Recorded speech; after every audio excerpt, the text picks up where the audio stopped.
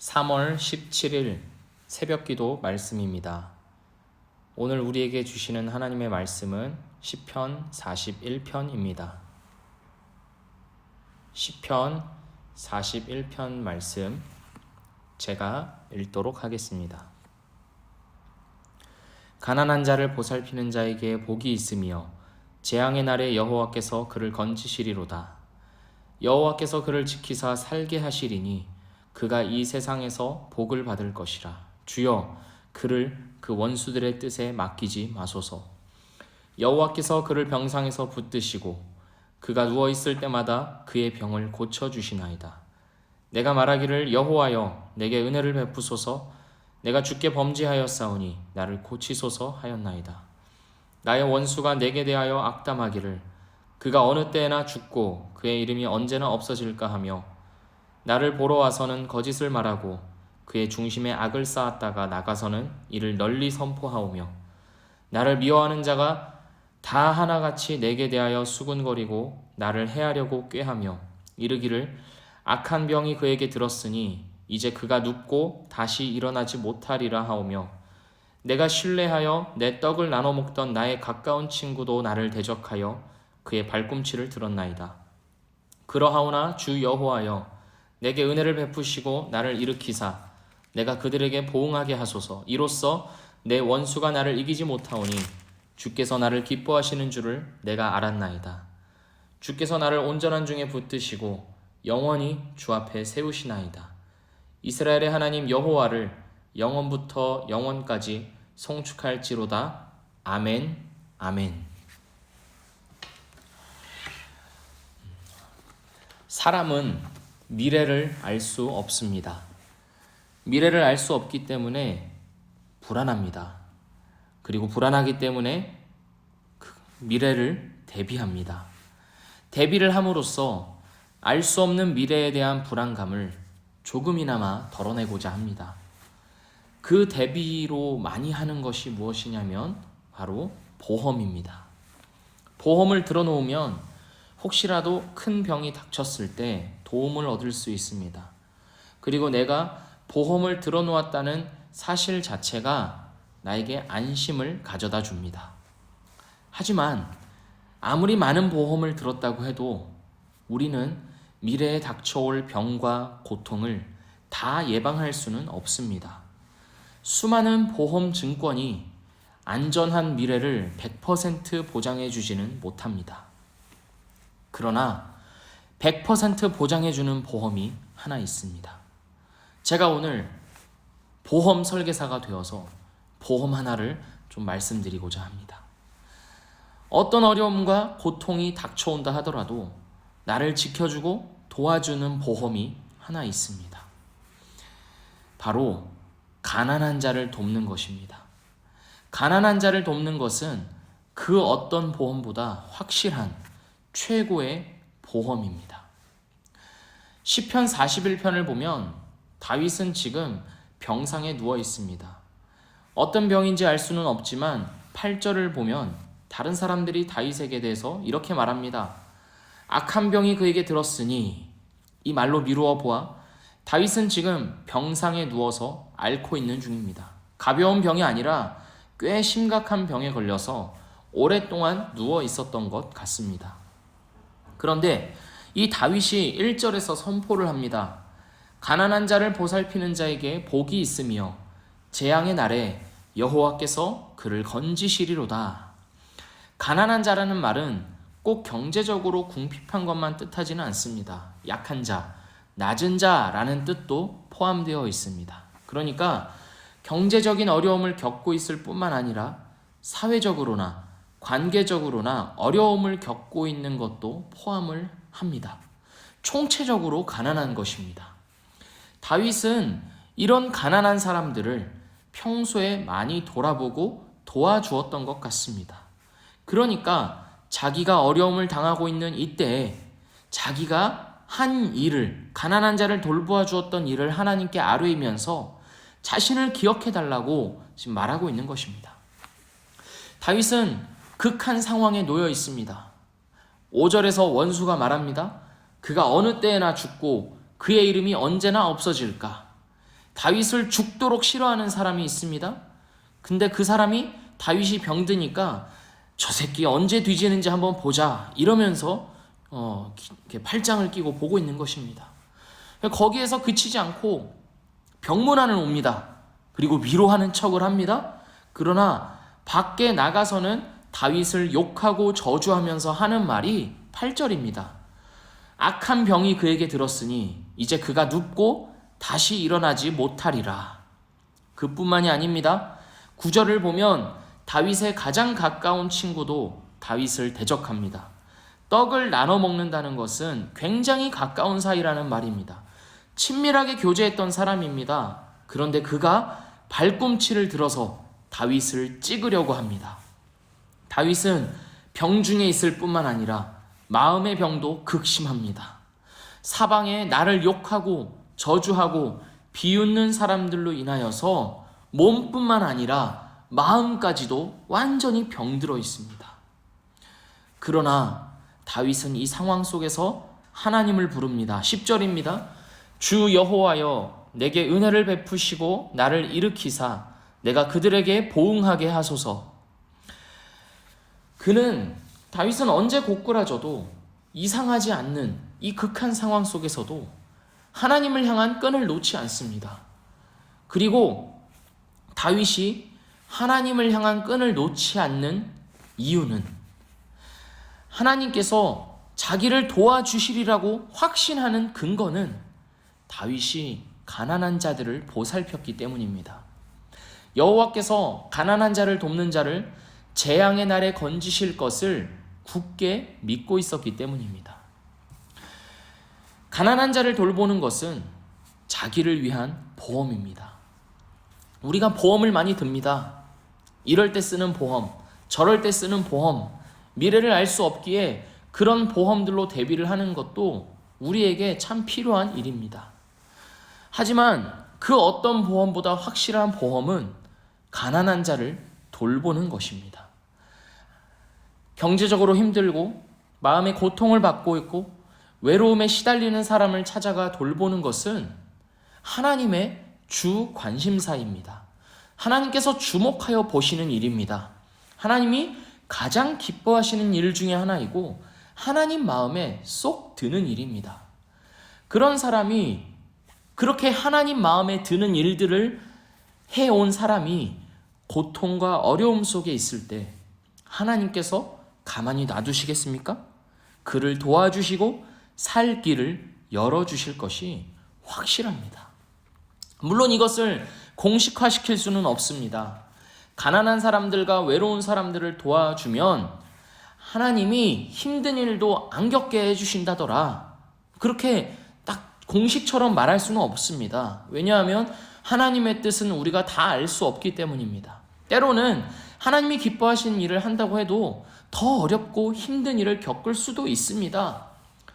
하지만 오늘 본문에서 다윗이 하나님께 나를 도와달라고 당당히 요구하는 근거는 다윗이 가난한 자를 보살폈기 때문입니다. 이것 때문에라도 하나님께서 나를 병과 고통 중에 내버려 두지 않으실 것이라는 확신을 가지고 다윗이 지금 기도하고 있는 것입니다.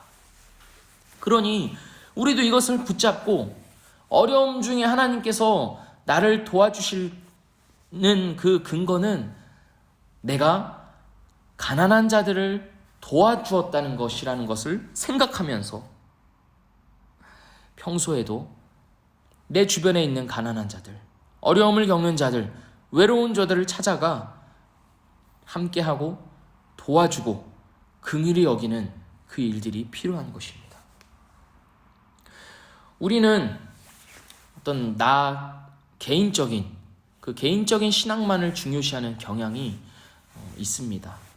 특히나 이 시대는 그런 경향이 매우 강합니다. 그래서 내가 하나님과의 관계를 잘 쌓는 것, 내가 하나님과 친밀해지는 것, 내 영적인 수준이 더 올라가는 것, 그렇게 신앙을 생각할 수 있습니다. 하지만 신앙은 하나님과의 관계도 중요하지만 하나님과의 관계에서 끝나는 것이 아닙니다. 하나님과의 관계는 지금 내가 살아가고 있는 내 삶에서 만나는 모든 사람들과의 관계로 연결되어야 합니다. 하나님께 받은 사랑과 은혜가 내 주변으로 흘러 들어가야 하는 것입니다. 그런데 우리는 너무 바쁩니다. 내 주변에 사랑과 관심을 주기에는 너무 바쁜 세상에 우리가 살고 있습니다. 세상이 우리를 그렇게 만들어 갑니다. 더 일하고 더 열심히 하지 않으면 안 될 것처럼 우리를 위협합니다. 대부분의 사람들이 바쁜 것이 당연한 줄 알고 살아갑니다. 바쁘지 않으면 문제가 있는 것처럼 생각하게 됩니다. 그러니 주변을 돌아볼 여유도 없고 그럴 마음도 없는 것입니다. 하나님을 믿지 않는 사람들은, 하나님을 모르는 사람들은 바쁘게 일해서 자신이 살아가야 할 길을 자기 스스로 만들어야 하기에 그럴 수 있다 생각합니다. 하지만 하나님을 믿는 우리가 주변을 돌아보지도 못할 정도로 바쁘고 분주하게 산다면 그 바쁨은 도대체 무엇을 위한 것이겠습니까? 우리는 하나님의 절대 주권을 믿는 사람들이 아닙니까? 하나님께서 세상을 창조하시고 지금도 세상을 다스리고 계심을 고백하는 사람들이 바로 우리이지 않습니까? 그런데 내가 바쁘고 분주하게 평생을 열심히 살았어도 그 살아온 삶이 하나님과는 상관없는 삶이었다면 그 얼마나 허무한 삶이겠습니까? 다른 사람들이 보기에는 잘 살았다고 할지라도 정작 하나님께서 나를 부르신 목적대로는 살지 못했다면 그 잘 살아왔다고 평가받는 그 삶이 무슨 의미가 있겠습니까? 하나님께서 나에게 사랑과 은혜를 부어주신 것은 나 혼자만 하나님을 잘 믿고 살라고 그렇게 하신 것이 아닙니다. 이제 나의 사랑을 받았으니 나의 사랑을 전하는 자가 되라고 하신 것입니다. 이제 나와 함께 이 사랑을 전하며 살아가자고 나를, 하나님을 아는 이 자리로 부르신 것입니다. 그런데 바쁘다고, 시간이 없다고 하나님의 부르심을 생각하지 않는다면 그것은 결국 나만의 신앙, 나만의 믿음일 뿐입니다. 자기 만족을 위한 신앙생활일 뿐이지 하나님 중심적인 신앙생활이라고 할 수는 없습니다. 이 일이 부담으로 느껴진다면, 어려움으로만 느껴진다면 내가 진정 하나님의 사랑을 받은 자인가 의심해 봐야 합니다. 사람과 사람 사이의 관계에서도 큰 도움을 받으면 우리는 어떻게든 그 은혜를 보답하고자 하는 마음이 생깁니다. 그게 자연스러운 반응입니다. 그런데 우리는 죄 용서를 받고 사망에서 생명으로 옮겨진 자들이지 않습니까? 그것을 생각하면 우리가 못할 일이 무엇이 있겠습니까? 이미 죽어서 지옥 끝으로 떨어져야 할 자가 구원을 받았는데 날 구해 주신 분을 위해서 무슨 일을 못하겠습니까? 우리가 이 일들을 할 때 하나님은 반드시 기억해 주십니다. 가난하고 고통받고 외로운 자들을 찾아가 사랑을 전하는 일은 하나님께서 반드시 기억하시고 보상해 주십니다. 마태복음 10장에서 예수님은 누구든지 작은 자에게 냉수 한 그릇이라도 주는 자는 그 사람이 결단코 상을 잃지 않을 것이라고 말씀하셨습니다.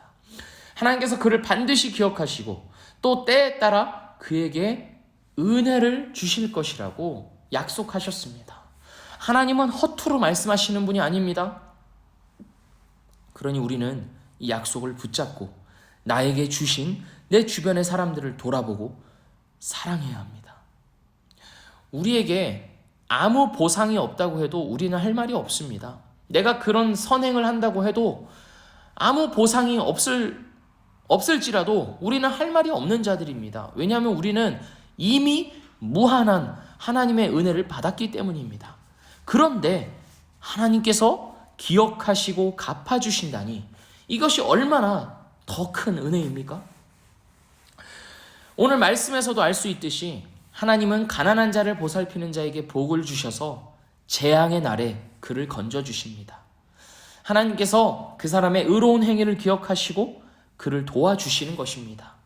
그래서 다윗은 지금 하나님에게 당당히 요구하고 있는 것입니다. 하나님, 제가 가난한 자를 돌보지 않았습니까? 어렵고 힘든 자들을 도와주지 않았습니까? 제가 하나님 보시기에 기뻐하는 일을 하지 않았습니까? 그러니 저를 도와주십시오. 제가 지금 힘듭니다. 저를 살려주십시오. 저를 회복시켜 주셔서 저를 비웃고 있는 원수들을 이기게 해주십시오. 이렇게 요구할 수 있는 겁니다. 사랑하는 미랄교회 성도 여러분, 하나님 앞에서의 가장 확실한 보험과 연금은 가난한 자를 돕는 것입니다. 하나님이 기억하시고 기뻐하시고 보답해 주시는 일입니다. 그리고 하나님께서 나를 이 세상에 두신 목적에 부합하며 살아가는 일입니다. 내가 어디에 있든지 무엇을 하든지 하나님은 내 옆에 사람을 두셨습니다. 사랑하라고, 섬기라고, 도와주고 불쌍히 여겨주라고. 점점 다른 사람들에 대한 관심과 사랑이 사라져가는 이때에 신앙마저도 개인주의화 되어서 자기 좋을 대로의 신앙만 추구하며 살아가는 이 시대에 우리 미랄교회 성도님들은 하나님께서 이 세상에 두신 최후의 보루입니다. 하나님의 뜻을 이 땅 가운데 실현해가는 하나님의 사자입니다. 이 사명과 부르심을 기억하시면서 오늘을 살아가시는, 그리고 우리의 모든 인생을 남들을 불쌍히 여기며 도와주며 함께하며 살아가는 우리 모두가 되기를 주님의 이름으로 축복합니다. 기도하겠습니다. 하나님 아버지, 우리에게 은혜 주심에 감사합니다. 이미 죽어야 하는 우리들을, 죄로 인하여서 멸망당할 수밖에 없는 우리들을 주님 불쌍히 여겨주셔서 생명으로 옮겨주심에 감사합니다. 하나님의 자녀가 아니었던 자들을, 하나님 바깥에 있었던 우리들을 하나님의 자녀로 받아주시고 품어주시는 그 사랑에 감사합니다. 하나님, 우리가 그 사랑을 가진 자들로서 이제 그 사랑을 베푸는 자들이 되게 하여 주시옵소서. 가난한 자들, 불쌍한 자들, 외로움에 호소하는 자들, 어려움을 겪는 자들을 찾아가 위로하고 도와주는 일들에 쓰임받는 우리 인생이 되게 하여 주시옵소서. 그리함으로써 하나님의 뜻을 이 땅 가운데 실현해가는 우리가 되게 하여 주시옵소서. 거기서 그치는 것이 아니라 우리가 어려움을 겪을 때, 우리가 고통 속에 있을 때 하나님, 내가 이렇게 살지 않았습니까? 내가 하나님의 뜻대로 가난한 자들을 도우며 살지 않았습니까? 그러니 하나님, 나를 돌아봐 주십시오.